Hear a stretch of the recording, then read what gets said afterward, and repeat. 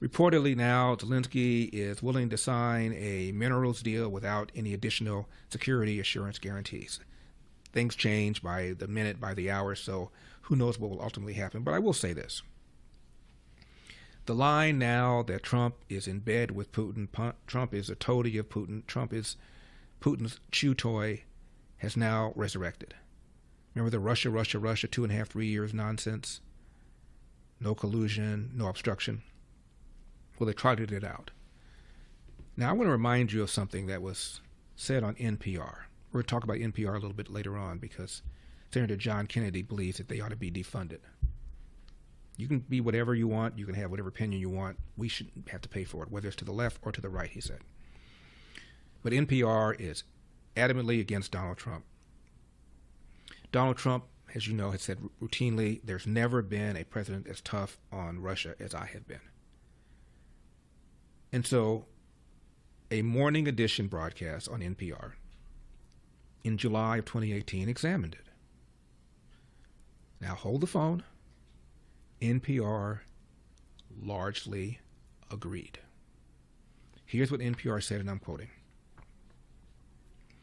That may sound like hyperbole, but in this case, there's actually some basis for the president's boast. And they went on to say the same I was saying to the caller the other day.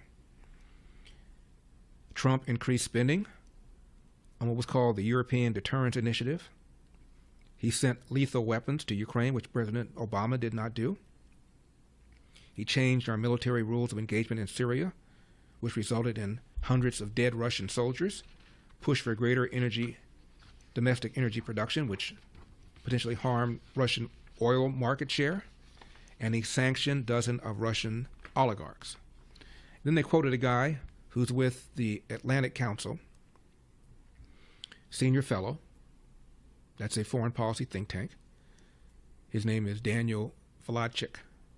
He said, and I'm quoting, when you actually look at the substance of what this administration has done, not the rhetoric, but the substance, this administration has been much tougher on Russia than any in the post-Cold War era.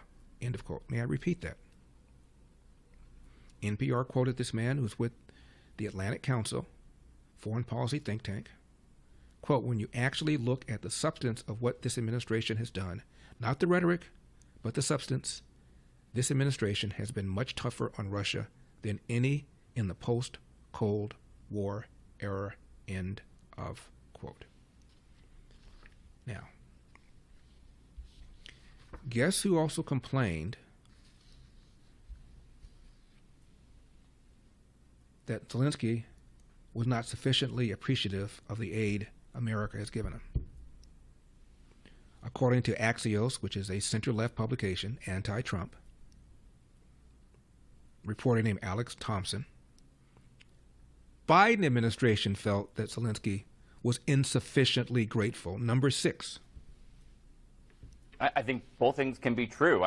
Joe Biden, the Biden administration, felt that sometimes that Zelenskyy was ungrateful for the amount of aid that they and basically just felt that they were asking for more and more and didn't always have a clear plan. But I can also tell you that the Trump team, even some of the people that are more sympathetic to Ukraine, think Zelenskyy completely misplayed this hand and basically set it up where now they're basically saying, like, you better get on TV and apologize. Are you saying that the Biden administration was ticked off at Zelenskyy because the Biden administration felt that Zelenskyy was insufficiently grateful? You're not saying that. Because only Trump would say something like that. Only the bombastic, pro-Putin Trump would say something like that. Not Joe Biden. And notice how we're finding out this stuff now that Biden is not there. The Biden administration felt that Zelenskyy was ungrateful, and they were always asking for more and more with no clear plan on going forward. Who does that sound like? For full shows, live and on demand, it's Salem News Channel.